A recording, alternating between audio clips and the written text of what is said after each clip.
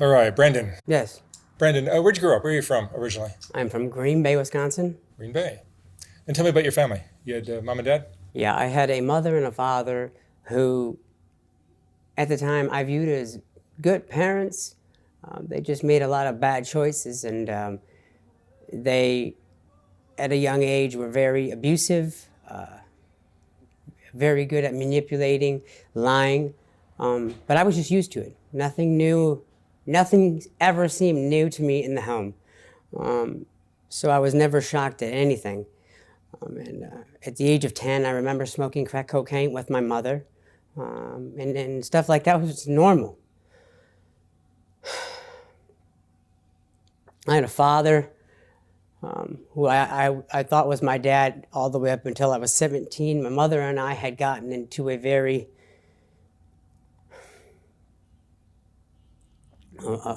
serious argument, and she basically told me that my dad was not my father and that my biological father was finishing up 15 years in the penitentiary for killing somebody.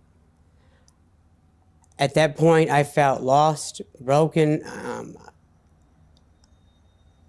and didn't know what to do next. My mother, to get back at whom I thought was my dad, to get back at him, she had made me meet my biological father, which I didn't even want to do. That killed that relationship between me and Dale Larson. And I haven't talked to my mom and dad for 10 years. Ever since then, I was on my own, 16. Lived at a couple friends' houses, trying to go to school at the same time doing so. Didn't work out. And then just to fast forward, I wanted no help from anyone. I didn't think anybody could help me because what was done was done. You know, now I was just trying to figure out how do I fix what was done to me. And I gotten into a lot of trouble. I made some poor choices, and it led me to become incarcerated. I was in prison, and it was I was losing it all slowly, and then it became more quickly. I thought by running from Wisconsin after catching a few drug cases and facing 30 plus years would change things. I thought I wouldn't have to deal with any of my problems and or just try to solve them. So I ran. I went towards Georgia, and I was out in Georgia for about a year. And then I shot out this way to California, and I've been homeless here for about 2 years, maybe a little more than 2 years. It's not easy out here at all. I've tried a program for the first time in my entire life. No pro put me through it, no judge, no anybody, cops. I made it up to 9 months, but I also got into my head.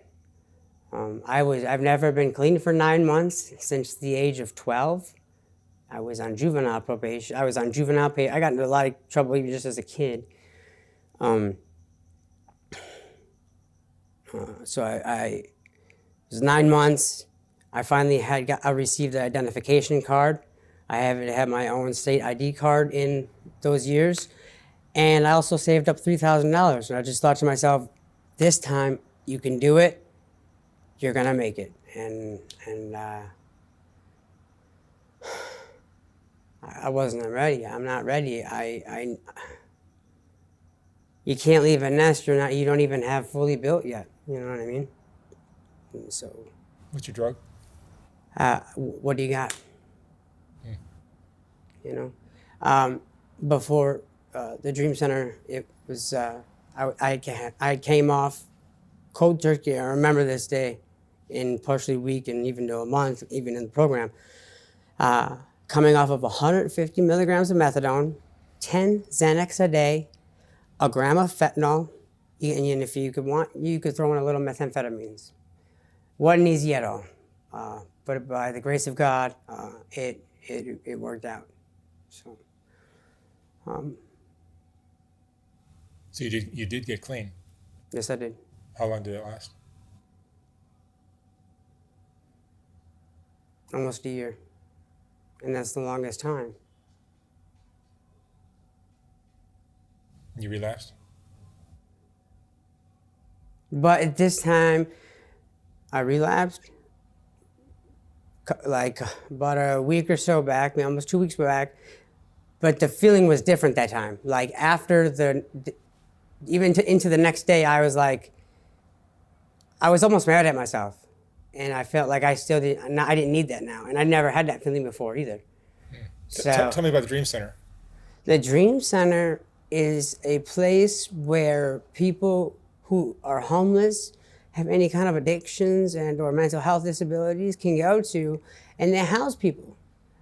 You get food, you get to sleep, you get a bed, but it's Christian based, so you also get to learn about the Lord. Not have to, but you get to learn about the Lord.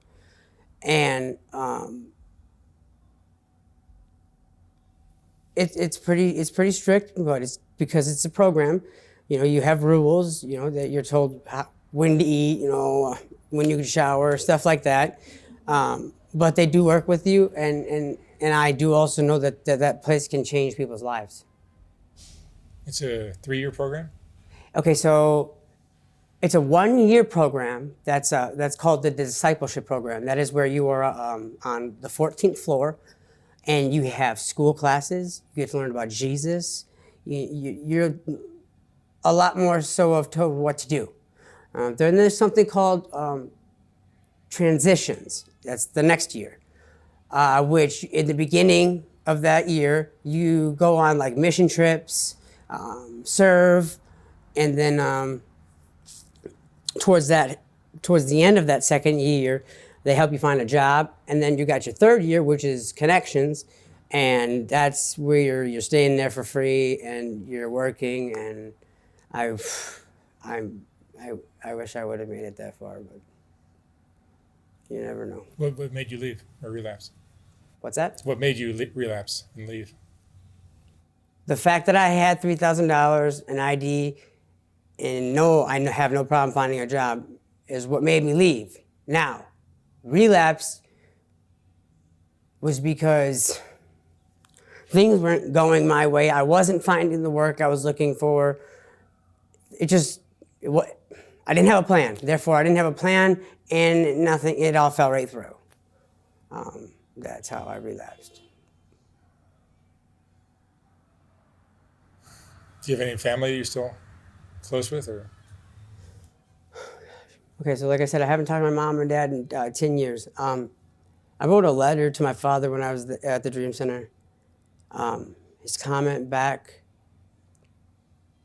to me about the letter coming from my grandmother, because it wasn't even from him, was, this was my grandma stated to me, she's like, yeah, he read your letter, Brandon, but he hasn't talked to you or anything about it? You didn't call him? And I told my grandma that he's not answering their calls. And basically his words were, oh, it's only a matter of time. He'll fall again. He's 29, he still can't make it. And you're talking to a man now who no longer drinks. He gave up his addiction to alcohol. Doesn't smoke cigarettes anymore. You know, so he's got a little bit of a high. He's sitting on a high horse right now, but it is what it is. I get that I messed up, and this needs to be dealt with. Fentanyl's a tough drug to You have no idea. put down. Fentanyl is a very tough drug, not to mention methadone itself is a tough drug. This system they have for society these days is so corrupt. And I don't believe in it one bit. And I was actually falling for it for quite some time because I was in the methadone program. And all that is another drug. And when you tell them, okay, I want to start coming down on my dose, they want to continue to raise your dose because that's how they get paid. So next thing you know, you're going from 20 milligrams when you first start your program to now you're in month 4 and you could be up to 150 like I was. And you are loaded. You can feel that high all day long. And then on top of that, it's what it does is it does in my brain at least. It was like, well, now I've got this opiate high. Now what else can I get high on? I don't need to worry about that drug no more, you know. And so even the whole methadone clinic, I didn't like. So you're on the street now. I'm on the street now. And trying to figure out how to not be where I am anymore. Nothing feels the same to me. It's hard for me to even sit around people where I had no problem sitting around with before, like circles of people who are getting high, or it's harder for me this time because I know what I want and people can sense it. And it kind of freaks me out sometimes too, but I know God's got my back no matter what. So whatever happens, happens. You think there's a chance of getting clean from fentanyl without a methadone program or Suboxone or something like that? Is there a chance of doing so? Of getting Absolutely. clean? You have to truly want it. That's it. That's all it boils down to. That clinic is a way for them to make money, and a way for you to stay high. It's an easy way out. And I'll tell you this, very, very, very, very few make it off. Right. How did Dream Center handle it? What's that? How did Dream Center handle it? When you go to the Dream Center, you cannot be on any kind of medications. Not even Suboxone? Nothing. No, they give you a drug test. If you test for any of those kinds of drugs, you can't even be admitted, which makes sense to me. It's a drug-free program. Mm-hmm. It's a drug-free program. So what's your plan now?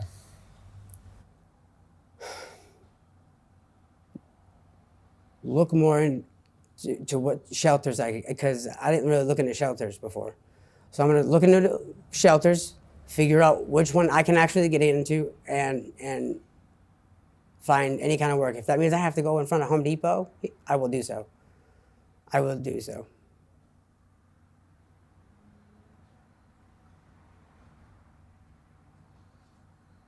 You have no kids? I have a son. He's 4 years old now. His name's Preston.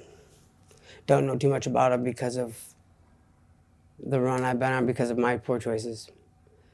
And it's kind of sad because I always told myself I would never do to my kid what my dad did to me, and I'm doing the same thing now.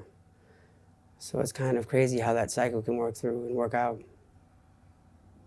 But chains can be broken, and I can break them. Yeah, you have a couple of things going against you. Both your parents were addicts. The environment you grew up in was, you had drugs around. So, mm-hmm. But you seem intelligent enough to see through it.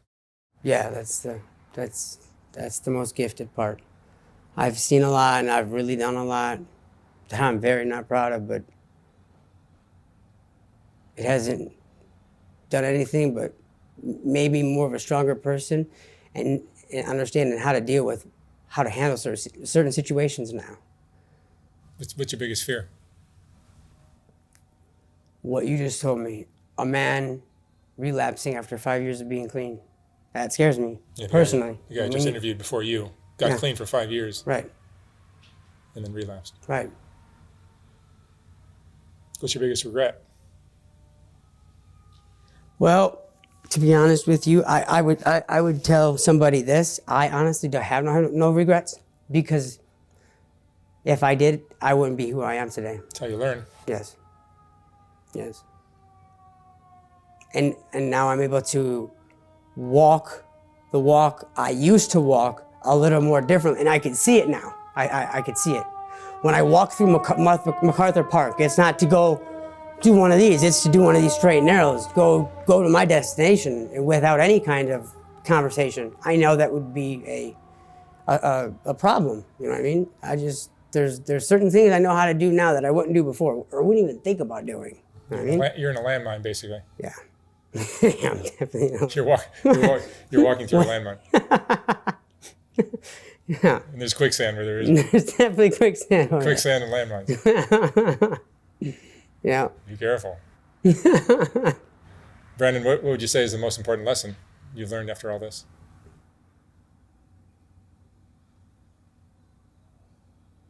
The most important lesson is when you really apply yourself to wanting to change and give it your all, it will happen. It will happen. But slip-ups will happen, but it's how you get back up. It's how you get back up. Beautiful. Brandon, I wish you the best of luck. You seem capable. Working on it. Definitely working on Be it. careful of those landmines, though. Thank you, brother. All right, friend. Thank you very much. Thank you. All right.